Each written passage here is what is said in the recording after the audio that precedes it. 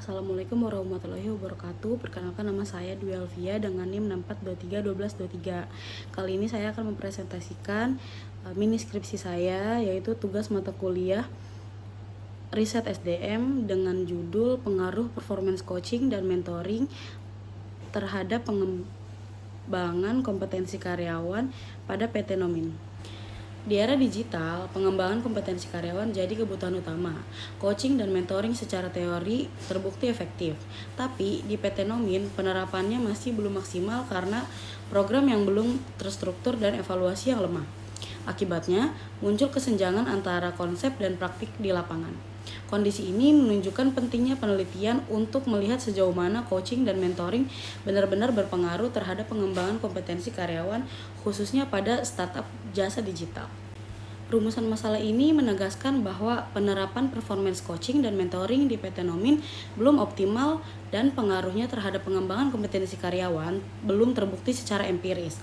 Oleh karena itu, diperlukan penelitian untuk menguji efektivitas keduanya sebagai dasar pengembangan SDM yang lebih tepat. Penelitian ini bertujuan membuktikan secara empiris pengaruh performance coaching dan mentoring terhadap pengembangan kompetensi karyawan PT Nomin, baik secara parsial maupun simultan, sebagai dasar penguatan strategi pengembangan SDM di startup jasa digital.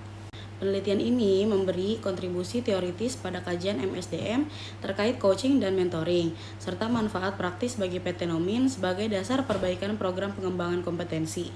Selain itu, penelitian ini bermanfaat bagi peneliti dan peneliti selanjutnya sebagai referensi dan pengembangan riset lanjutan. Penelitian ini menguji 3 hipotesis utama. Pertama, menguji apakah performance coaching berpengaruh signifikan terhadap pengembangan kompetensi karyawan. Kedua, menguji pengaruh mentoring terhadap pengembangan kompetensi karyawan. Ketiga, menguji pengaruh performance coaching dan mentoring secara simultan terhadap pengembangan kompetensi karyawan PT Nomin. Desain penelitian ini menggunakan metode kuantitatif dengan pendekatan asosiatif dan sifat deskriptif verifikatif untuk menguji pengaruh performance coaching yaitu variabel 1 dan mentoring yaitu variabel 2 terhadap pengembangan kompetensi karyawan yaitu variabel Y. Data dikumpulkan dari 40 karyawan PT Nomin melalui kuesioner tertutup dan dianalisis menggunakan teknik regresi linear berganda yang didasarkan pada paradigma positivisme. Penelitian ini menggunakan seluruh 40 karyawan tetap PT Nomin sebagai populasi dan sampel dengan teknik sampling jenuh, karena semuanya memenuhi kriteria sebagai responden yang aktif dan terlibat dalam pengembangan kompetensi perusahaan. Dari hasil survei saya terhadap 40 karyawan PT Nomin, kita bisa lihat gambaran umum tentang bagaimana mereka merasakan coaching, mentoring, dan kompetensi mereka saat ini. Yang pertama ada variabel X1 atau performance coaching yang rata-rata nilainya tinggi, yaitu 30,775. Ini kabar baik. Artinya, karyawan merasa performance coaching sudah berjalan dengan baik di perusahaan. Meskipun ada sedikit perbedaan pandangan di antara mereka, secara umum kesan yang diterima itu positif. Yang kedua ada variabel X2 atau mentoring. Rata-rata nilainya juga cukup tinggi, yaitu 25,725. Ini menunjukkan program mentoring juga sudah terasa manfaatnya oleh karyawan. Sama seperti coaching, variasi pengalaman mereka cukup beragam. Tapi sebagian besar merasakan program ini berjalan sesuai harapan. Yang terakhir ada variabel Y atau pengembangan kompetensi karyawan. Nah, yang paling tinggi rata-ratanya adalah variabel ini, yaitu 30,850. Ini artinya karyawan kita merasa kompetensi mereka memang berkembang dengan sangat baik. Yang menarik, persepsi ini cukup seragam di antara karyawan. Hampir semua merasa mereka mendapatkan peningkatan kompetensi, entah dari pelatihan, pengalaman kerja, atau dukungan organisasi. Uji validitas variabel X1 dilakukan untuk memastikan butir pernyataan 1 hingga 7 telah valid dan mampu mengukur variabel yang dimaksud dengan menggunakan kriteria bahwa nilai Pearson correlation atau R hitung harus lebih besar dari R table, yaitu 0,312. Atau nilai signifikannya harus kurang dari 0,05. Seluruh 7 butir pernyataan dinyatakan valid. Hal ini terbukti karena semua R hitung butir terhadap skor total berada jauh di atas 0,312 dan nilai signifikan untuk semua butir menunjukkan angka 0,000 yang berarti signifikan. Secara keseluruhan, instrumen penelitian untuk variabel X1 layak digunakan karena seluruh indikatornya valid. Seluruh 6 butir pernyataan untuk variabel X2 yaitu 8 hingga 13 dinyatakan valid. Semua nilai Pearson correlation atau R hitung jauh di atas R table yaitu 0,312 dan seluruh nilai signifikasi lebih kecil dari 0,05. Instrumen ini layak digunakan. Seluruh 7 butir pernyataan untuk variabel Y yaitu 14 hingga 20 dinyatakan valid. Semua butir memenuhi kriteria karena nilai Pearson correlation atau R hitung mereka jauh melampaui R table yaitu 0,312 dan seluruh nilai signifikasi adalah 0,000 yaitu lebih kecil dari 0,05. Instrumen untuk variabel Y layak digunakan dalam penelitian. Uji reliabilitas dilakukan untuk memastikan instrumen variabel X1 memberikan hasil yang konsisten jika pengukuran dilakukan kembali. Variabel dinyatakan reliable apabila nilai Cronbroch alpha lebih besar dari 0,70.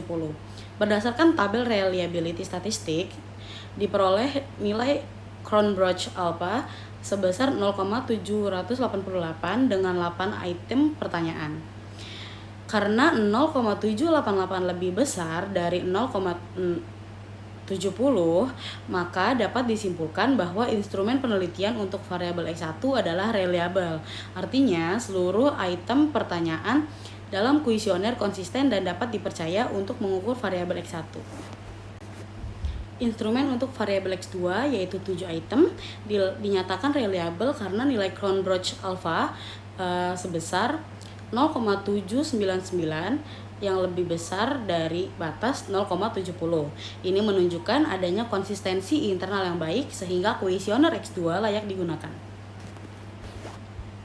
Instrumen untuk variabel Y dalam kurung 8 item dinyatakan reliable karena nilai Cronbroch alpha sebesar 0,772, lebih besar dari batas 0,70. Hal ini membuktikan bahwa item-item pertanyaan memiliki konsistensi internal yang sangat baik dan secara keseluruhan instrumen variabel Y layak digunakan untuk mengumpulkan data dalam penelitian. Berdasarkan hasil uji normalitas Kolmogorov-Smirnov pada residual model regresi, diperoleh nilai asymmetric sebesar 0,022 yang lebih kecil dari 0,05. Hal ini menunjukkan bahwa residual tidak berdistribusi normal, sehingga asumsi normalitas dalam model regresi belum terpenuhi. Dengan demikian, hasil analisis regresi perlu diinterpretasikan secara hati-hati atau dapat dipertimbangkan penggunaan metode alternatif maupun transformasi data. Berdasarkan hasil uji multikolinearitas, diketahui bahwa nilai tolerance pada variabel performance coaching dan mentoring masing-masing sebesar 0,349, yaitu lebih besar dari 0,10. Dan nilai VEF sebesar 2,865, yaitu lebih kecil dari 10. Hal tersebut menunjukkan bahwa tidak terdapat masalah multikolinearitas antar variabel independen dalam model regresi. Dengan demikian, hubungan antar variabel bebas masih dalam batas yang dapat diterima, sehingga model regresi dinyatakan layak dan dapat digunakan untuk analisis selanjutnya. Berdasarkan hasil uji heterokedastisitas melalui scatter plot antara residual terstandarisasi dan nilai prediksi terstandarisasi, terlihat bahwa titik-titik data menyebar secara acak di atas dan di bawah garis 0 serta tidak membentuk pola tertentu. Hal ini menunjukkan bahwa tidak terjadi heterokedastisitas dalam model regresi, sehingga varians residual dapat dianggap konstan pada seluruh tingkat nilai prediksi. Dengan demikian, asumsi homoskedastisitas terpenuhi dan model regresi layak digunakan untuk analisis lebih lanjut. Berdasarkan hasil analisis regresi linear berganda, diperoleh persamaan regresi Y yaitu 13,918 plus 0,314 yaitu performance coaching plus 0,2 282 yaitu mentoring, yang menunjukkan bahwa performance coaching dan mentoring memiliki hubungan positif terhadap pengembangan kompetensi karyawan. Artinya, peningkatan pada kedua variabel independen cenderung diikuti oleh peningkatan kompetensi karyawan. Namun, hasil uji T menunjukkan bahwa baik performance coaching signifikan 0,085 maupun mentoring signifikannya yaitu 0,134 tidak berpengaruh signifikan secara statistik pada tingkat signifikan 5%, signifikasi 5%. Meskipun demikian, nilai beta standar mengindikasikan bahwa performance coaching memiliki pengaruh relatif lebih besar dibandingkan mentoring dalam model ini. Berdasarkan hasil uji T parsial, diketahui bahwa variabel performance coaching X1 memiliki nilai signifikansi sebesar 0,085 yaitu lebih besar dari 0,05 dengan koefisien regresi positif. Sehingga dapat disimpulkan bahwa performance coaching tidak berpengaruh signifikan secara parsial terhadap pengembangan kompetensi karyawan dan hipotesis H1 ditolak. Sementara itu, variabel mentoring atau X2 memperoleh nilai signifikansi sebesar 0,134 yaitu yang artinya lebih besar dari 0,05 dengan koefisien regresi positif yang menunjukkan bahwa mentoring juga tidak berpengaruh signifikan secara parsial terhadap pengembangan kompetensi karyawan sehingga hipotesis H2 ditolak. Berdasarkan hasil uji F simultan, diperoleh nilai F hitung sebesar 14,119 dengan tingkat signifikasi 0,000 yang artinya lebih kecil dari 0,05. Hal ini menunjukkan bahwa performance coaching variabel X1 dan mentoring variabel X2 secara simultan berpengaruh signifikan terhadap pengembangan kompetensi karyawan yaitu variabel Y. Dengan demikian, hipotesis H3 diterima, yang berarti kombinasi penerapan performance coaching dan mentoring mampu memberikan kontribusi nyata dalam meningkatkan pengembangan kompetensi karyawan.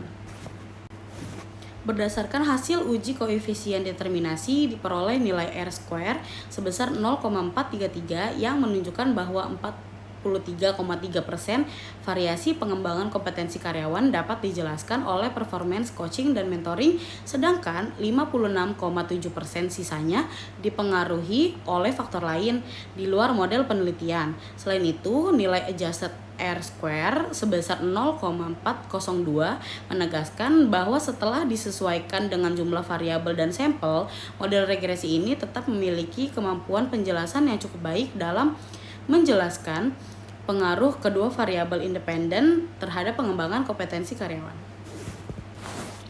Berdasarkan hasil penelitian, dapat disimpulkan bahwa performance coaching dan mentoring berpengaruh positif dan signifikan terhadap pengembangan kompetensi karyawan, baik secara parsial maupun simultan. Performance coaching berperan dalam meningkatkan kompetensi melalui penetapan tujuan, umpan balik, dan pendampingan kinerja. Sedangkan mentoring mempercepat pembelajaran melalui transfer pengetahuan dan pembimbingan karir. Kombinasi keduanya memberikan dampak yang lebih kuat dan menyeluruh, sehingga pengembangan kompetensi karyawan khususnya di startup digital memerlukan pendekatan pendampingan yang terstruktur dan berkelanjutan, tidak hanya bergantung pada pelatihan normal. Demikian presentasi dari saya, kurang lebihnya mohon maaf. Wassalamualaikum warahmatullahi wabarakatuh.